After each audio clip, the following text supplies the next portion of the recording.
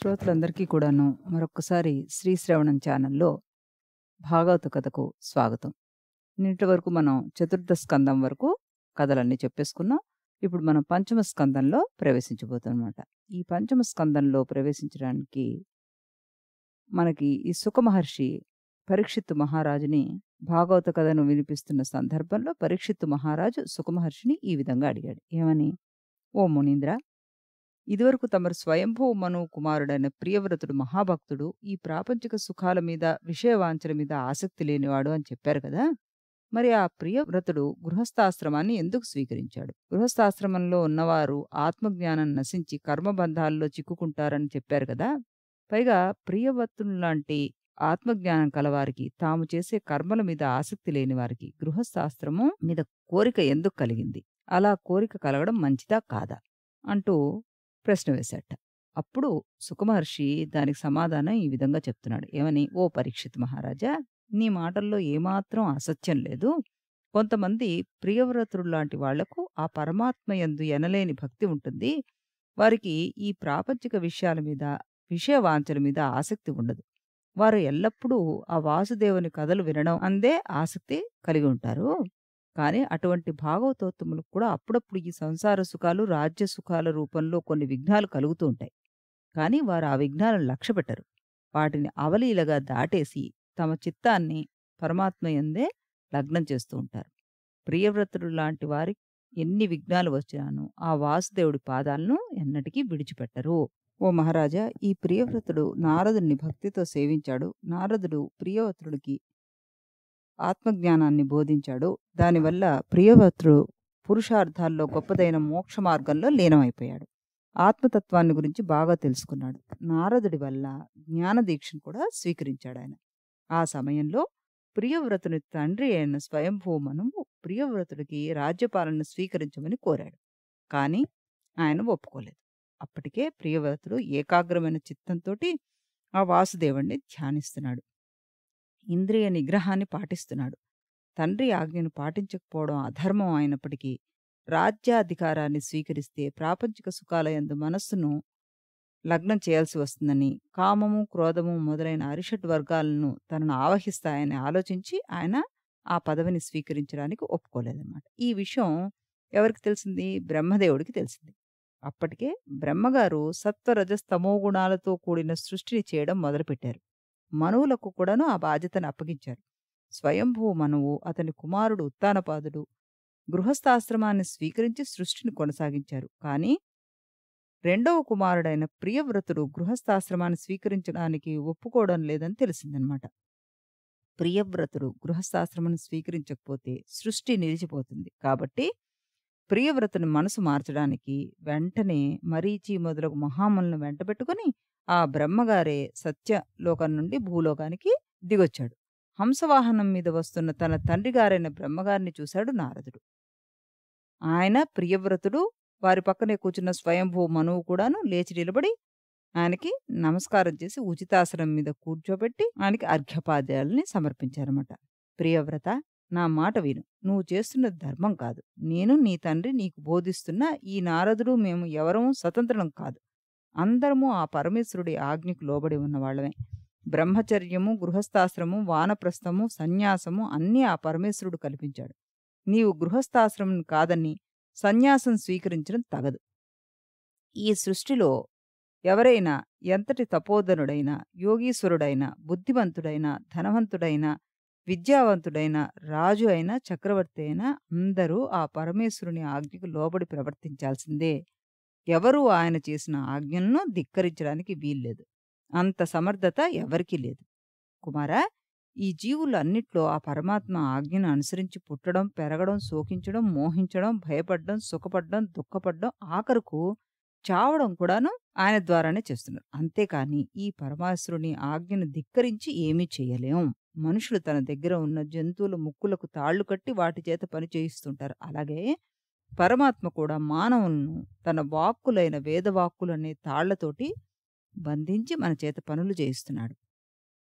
ఆ పరమాత్మ మనం చేసిన కర్మలకు తగిన ఫలాల్ని ఇస్తుంటాడు. వాటి ప్రకారం మనకి దేహాలు వస్తుంటాయి. ఆ పరమాత్మ ఆజ్ఞ ప్రకారం మనకు లభించిన దేహాలను ధరించి భగవంతుడు మనకు నిర్దేశించిన పనులను మనం చేస్తున్నాం. అదే మన కర్తవ్యం. మానవులు వారు చేసిన ప్రారబ్ధ కర్మల ఫలితంగా దేహం లభిస్తూ ఉంటుంది కుమారా. ఈ ప్రారబ్ధ కర్మలు తీరేంత వరకు ఈ దేహంలో ఉండి ఆ కర్మలను అనుభవించక తప్పదు. కానీ ఏ కర్మలు చేయడం వలన ఏ దేహం లభించిందో మరల అవే కర్మలు చేసినా మరల మరొక దేహాన్ని తెచ్చుకోవడం బుద్ధిమంతులు ఇష్టపడరు. ఇంద్రియాలను జయించకుండా కోరికలను వదిలిపెట్టి వానప్రస్థానికి పోయి అక్కడ ఆశ్రమాన్ని నిర్మించుకుని ఉన్నప్పటికీ మనసు మాత్రం ప్రాపంచిక విషయాల మీద నిలిచి ఉంటుంది. అరిషడ్వర్గాలు అతని నిత్యం వెన్నాడుతూనే ఉంటాయి. కాబట్టి ఇంద్రియాలను మనస్సును నిగ్రహించకుండా అడవులకు పోయినా ప్రయోజనం లేదు.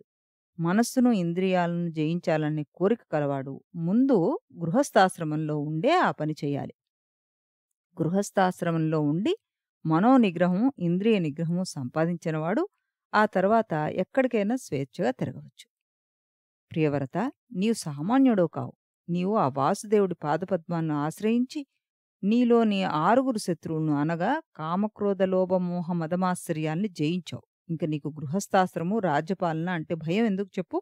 నువ్వు ఎక్కడున్నా ఎటువంటి ఆసక్తి లేకుండా కర్మలు చేయగలవు. కాబట్టి నీ తండ్రిగారు చెప్పినట్టుగా గృహస్థాశ్రమాన్ని స్వీకరించి రాజ్యపాలన సాగించు. తరువాత వానప్రస్థానికి వెళ్ళవచ్చు అంటూ బోధించాడు. ప్రియవ్రతుడు బ్రహ్మగారి మాటకి ఎదురు చెప్పలేకపోయాడు. నారదుడు కూడాను దాన్ని శిరసావహించమని చెప్పాడు.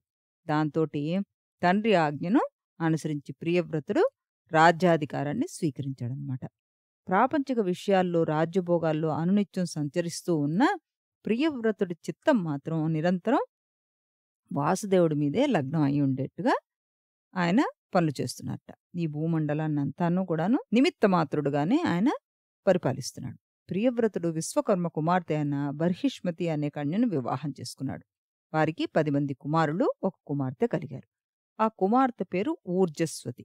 ఈ 10 మంది కుమారుల పేర్లు వరుసగా అగ్నిద్రుడు, ఇద్మజుహుడు, యజ్ఞబాహువు, మహావీరుడు, హిరణ్యరేతసుడు, ఘృతవృష్టుడు, సవనుడు, మేధాతిథి, వీతిహోతుడు, కవి, వీరందరూ అగ్నికి సంబంధించిన పేర్లు పెట్టాడు ప్రియవ్రతుడు. ఈ 10 మందిలో కవి, మహావీరుడు, సవనుడు చిన్నప్పుడే సన్యాసాశ్రమాన్ని స్వీకరించారు. అనునిత్యం వాసుదేవుని స్మరిస్తూ అడవులకు వెళ్ళిపోయారు. ప్రియవ్రతుడికి మరొక భార్య కూడా ఉంది. ఆమె వలన ప్రియవ్రతుడికి 3 కుమారులు కలిగారు. వారి పేర్లు ఉత్తముడు, తామసుడు, రైవతుడు. ఆ 3 కుమారులు 3 మన్వంతరాలకు అధిపతులయ్యారన్నమాట. ఇక్కడ మనం చెప్పుకుందాం. మొదటి మన్వంతరం స్వయంభూ మన్వంతరం, రెండవ మన్వంతరం స్వారోచిష మన్వంతరం, మూడవది ఉత్తమ మన్వంతరం, నాలుగవది తామస మన్వంతరం, ఐదవది రైవత మన్వంతరం, తరువాతది చాక్షుసు మన్వంతరం. ఆ తర్వాత వైవస్వత మన్వంతరం వచ్చింది. ప్రస్తుతం మనం వైవస్వత మన్వంతరంలో ఉన్నాం. అందుకే సంకల్పంలో ద్వితీయ వరాహ పరార్థే శ్వేత వరాహ కల్పే వైవస్వత మనంతరే కలియుగే ప్రథమ పాదే అని మనం చెప్పుకుంటూ వెళ్ళిపోతాం అన్నమాట. ప్రియవ్రతుడు 11 అర్బుద సంవత్సరాలు ఈ భూమండలాన్ని పాలించాడు. అర్బుదము అంటే 100 కోట్లు, అంటే 1 బిలియన్ సంవత్సరాలన్నమాట. ప్రియవ్రతుడు తన పాలనలో భూమండలంలో ధర్మాన్ని ప్రతిష్ఠించాడు, అధర్మాన్ని నిర్మూలించాడు. అధర్మ ప్రవర్తన అనేది మచ్చుకైనా లేకుండా పోయింది. సంసారాన్ని నిర్లక్ష్యం చేయలేదు. ఆయన తన భార్యలను ఎంతో ప్రేమగా చూసేవాడు. బయట వాళ్లకు ప్రియవ్రతుడు ప్రాపంచిక విషయాల్లో లీనమైనట్టుగా కనబడినా లోపల మాత్రం నిరంతరం ఆయన హరినామ సంకీర్తనలోనే మునిగి తేలేవాడు. తాను చేసిన పనులన్నిటినీ పరమాత్మకే అర్పించేవాడు. సూర్యుడు తన కిరణాలను భూమి మీద సగం భాగం మాత్రమే ప్రసరిస్తున్నాడు. మిగిలిన సగభాగం చీకట్లో ఉందని గ్రహించాడు. తన రాజ్యంలో ఎల్లప్పుడూ సూర్యకిరణాలు ప్రసరించాలని కోరుకున్నాడు. భూమండలం అంతా ఒకే గూడు కిందకు తీసుకొచ్చాడు. అంటే భూమి తిరగడం మానిందని అర్థం కాదు. తన రాజ్యంలో ఎల్లప్పుడూ ఎక్కడో ఒకచోట సూర్యకిరణాలు ప్రసరించాలి. అంటే భూమండలం అంతా కూడాను తన అధీనంలోకి రావాలి అని అనుకున్నాడనమాట. బ్రిటిష్ వాళ్ళు మన దేశాన్ని పరిపాలించే రోజుల్లో కూడాను రవి అస్తమించని బ్రిటిష్ సామ్రాజ్యం అని అనేవాళ్ళు దాన్ని. అంటే ఈ ప్రపంచంలో అంతటా బ్రిటిష్ వాళ్ళు తమ సామ్రాజ్యాల్ని స్థాపించారని అర్థం. ప్రతి నిమిషం ప్రపంచంలో ఎక్కడో ఒకచోట ఏదో ఒక బ్రిటిష్ సామ్రాజ్యంలో సూర్యుడు తన కిరణాలను వెదజల్లుతూ ఉంటాడని దాని అర్థం అన్నమాట. ప్రియవ్రతుడు తన రథం మీద భూమండలం అంతా ప్రదక్షిణం చేశాడు. ఆయన రథం తిరగడం వలన 7 గాడులు ఏర్పడ్డాయి. అవే సప్త సముద్రాలుగా ప్రసిద్ధి చెందాయి. ఆ సప్త సముద్రాల మధ్య 7 ద్వీపాలు ఏర్పడ్డాయి. అంటే ఈ భూమండలాన్ని 7 భాగాలుగా లేక ద్వీపాలుగా విభజించాడు అని మనం అర్థం చేసుకోవాలి. ఈ 7 ద్వీపాల పేర్లు వరుసగా జంబూద్వీపం, ప్లక్షద్వీపం, శాల్మలీ ద్వీపం, కుశద్వీపం, క్రౌంచద్వీపం, శాకద్వీపం, పుష్కరద్వీపం. తన 7 కుమారులను ఈ 7 ద్వీపాలకు చక్రవర్తులను చేశాడు ప్రియవ్రతుడు. సముద్రాలు ఉప్పు సముద్రం, చెరుకు సముద్రం, మధ్య సముద్రం, ఘృత సముద్రం, పాల సముద్రం, పెరుగు సముద్రం, మంచినీటి సముద్రం అనే 7 సముద్రాల్ని ఏర్పరిచాడనమాట. ఆ తరువాత తన కుమార్తె ఊర్జస్వతిని రాక్షస గురువు శుక్రాచార్యుల వారికిచ్చి వివాహం చేశారు. వారికి దేవయాని అనే కుమార్తె కలిగింది. ఓ పరీక్షిత్ మహారాజా, ఆ పరమాత్మను నమ్మిన వారికి ఈ లోకంలో అసాధ్యం అనేది లేదు. ప్రియవ్రతుడు ఒకరోజు ఒంటరిగా కూర్చుని తనలో తాను ఆలోచించసాగాడు. బ్రహ్మదేవుని ఆదేశం ప్రకారం, నా తండ్రి గారి ఆజ్ఞ ప్రకారం రాజధర్మాన్ని, గృహస్థాశ్రమాన్ని స్వీకరించాను. ఇన్నాళ్ళు ప్రాపంచిక విషయాల్లో, రాజ్యభోగాల్లో మునిగి తేలాను. దానివల్ల నాకేం ప్రయోజనం కలగలేదు. ఆ మాయలో పడి నేను అన్నీ మర్చిపోయాను. కానీ నారదుల వారి ఉపదేశం వల్ల నాలో శ్రీహరి నామం మాత్రం వదిలిపోలేదు. దానికి తోడు ఆ పరమాత్మ కృప నా యందు ఉంది కాబట్టి ఇప్పటికీ నేను ఆత్మజ్ఞానాన్ని కలిగి ఉన్నాను అని అనుకున్నట్ట. తర్వాత తన కుమారులను సప్త దిక్పాలకు చక్రవర్తులుగా అభిషేకించాడు కదా. రాజ్యభోగాలన్నింటినీ కూడాను తృణప్రాయంగా వదిలిపెట్టేసి వానప్రస్థానికి వెళ్ళిపోయాడనమాట. ప్రియవ్రతుడి మహిమను వర్ణించడం ఎవరి వల్ల కాదడు. అంతటి మహానుభావుడు ఆయన. ఆయన చేసిన పనులు ఈ ఈశ్వరుడు కూడా చేయలేడు. తన రథచక్రాల చేత పడిన గాడుల మూలంగా 7 సముద్రాలను ఏర్పరచడం ఎవరికీ తరం కాదు. మానవులు సుఖంగా నివసించడానికి ప్రియవ్రతుడు ఈ భూమండలాన్ని 7 ద్వీపాలుగా విభజించాడు. వాటికి హద్దులు ఏర్పరిచాడు. ఆ హద్దులను పర్వతాలు, అరణ్యాలు, నదుల ద్వారా గుర్తించాడు. ఇంత చేస్తూ కూడా తన కర్మలన్నిటినీ కూడాను నిష్కామంగానే చేశాడు. అన్నీ పరమాత్మకే అర్పించాడు.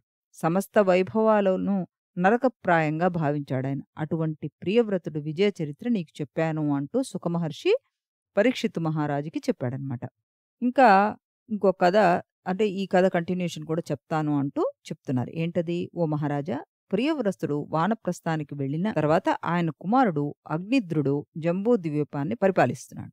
కొంతకాలం తర్వాత అగ్నిద్రునికి సంతానం కావాలని కోరిక కలిగింది. అందుకుని అప్సరసులు సంచరించే మందర పర్వత ప్రాంతానికి వెళ్ళాడు.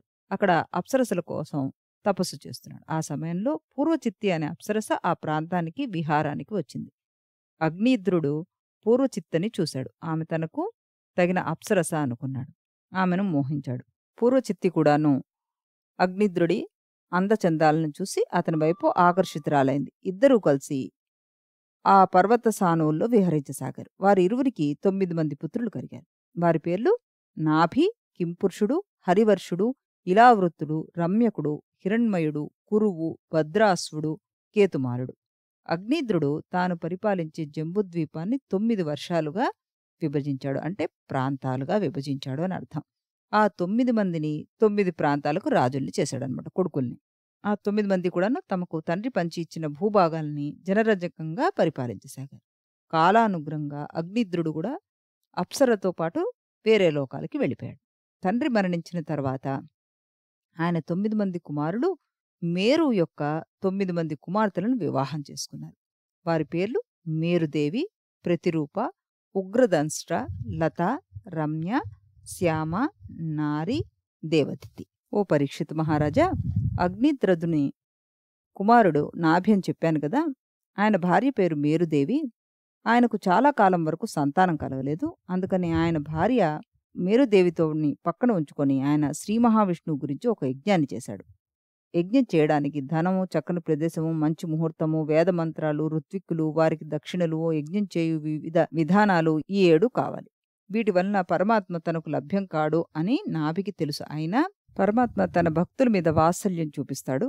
అందుకని నాభి నిర్మలమైన మనస్సుతోటి యజ్ఞాన్ని చేయసాగాడు. ఆ యజ్ఞంలో పరమాత్మకు సంబంధించిన ప్రవర్గ్య అనే కర్మ ద్వారా శ్రీహరిని ఆహ్వానించాడు. నాభి ఆహ్వానాన్ని మన్నించిన పీతాంబరము, మెడలో కౌస్తభము, వక్షస్థలంలో శ్రీవత్సవం అనే గుర్తు, శంఖ చక్ర గదపద్మాలు, మెడలో వనమాలను ధరించిన శ్రీహరి ఆ యజ్ఞానికి వచ్చాడు. శ్రీహరి రాకను చూసిన ఋత్విక్కులు నాభి లేచి ఆయనకు నమస్కరించి అర్ఘ్యపాద్యాలు ఇచ్చి ఉచితాసనాన్ని ఇచ్చి సత్కరించారు.